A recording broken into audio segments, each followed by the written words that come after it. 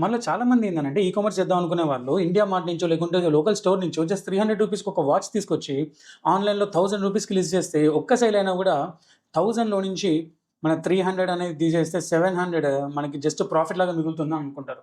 కానీ చాలా మందికి తెలియదు ఏంటంటే మనకి ఇక్కడ ఇంకొక థింగ్ ఉంటుంది. అదే ఎక్స్పెన్సెస్. ప్రతి మార్కెట్ ప్లేస్లో మనం అమ్మాలి అనుకున్నప్పుడు హిడెన్ ఛార్జెస్ అనేవి ఉంటాయి. ఆ హిడెన్ ఛార్జెస్ ఏందో వాటికి అయ్యే ఎక్స్పెన్సెస్ ఏందో మనం ఈ వీడియోలో తెలుసుకుందాం. సో మనం ఇక్కడ ఒక వాచ్ని ఎగ్జాంపుల్గా తీసుకుందాం. లిస్టింగ్ ప్రైస్ వచ్చేసరికి మూడిట్లో మనం ఈక్వల్గా 1000 రూపీస్ అనేది లిస్ట్ చేస్తాం.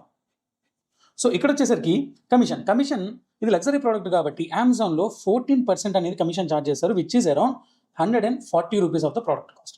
నెక్స్ట్ వచ్చేసరికి ఫ్లిప్కార్ట్లో 20% అనేది కమిషన్ లాగా ఛార్జ్ చేస్తారు, which is around 200 rupees. Next మీషోలో వచ్చేసరికి 0 రూపీస్ కమిషన్ లాగా ఛార్జ్ చేస్తారు.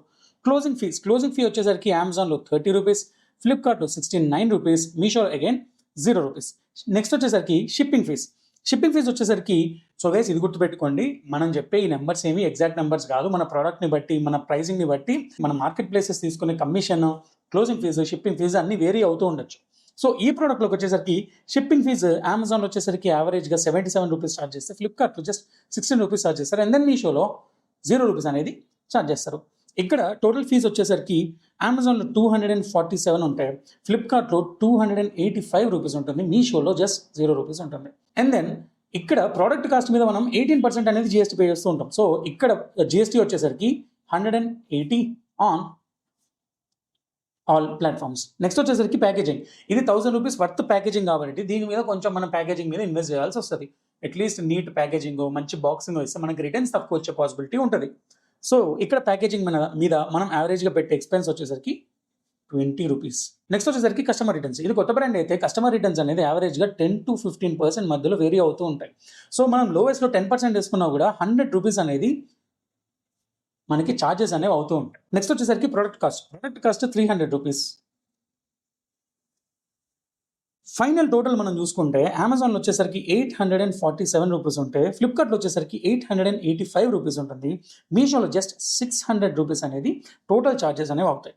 ఇక్కడ మనం ప్రాఫిట్ అండ్ లాస్ కంపేర్ చేసుకుంటే అమెజాన్లో జస్ట్ 153 రూపీస్ ప్రాఫిట్ అనేది జనరేట్ చేస్తే, ఫ్లిప్కార్ట్లో జస్ట్ 115 రూపీస్ ప్రాఫిట్ జనరేట్ చేస్తాం, మీషోలో బెటర్గా అన్నిటికంటే 400 రూపీస్ అనేది మనం ప్రాఫిట్స్ జనరేట్ చేస్తాం. ఎప్పటికైనా అర్థమైందా? మనం ఒక 300 రూపీస్కి ప్రోడక్ట్ తీసుకొచ్చి అమెజాన్, ఫ్లిప్కార్ట్, మీషోలో 1000 రూపీస్కి లిస్ట్ చేస్తే ఒక సేల్ వస్తే మనకు వచ్చే ప్రాఫిట్ 700 రూపీస్ కాదు, అందులో హిడెన్ ఎక్స్పెన్సెస్ అనేవి ఉంటాయి.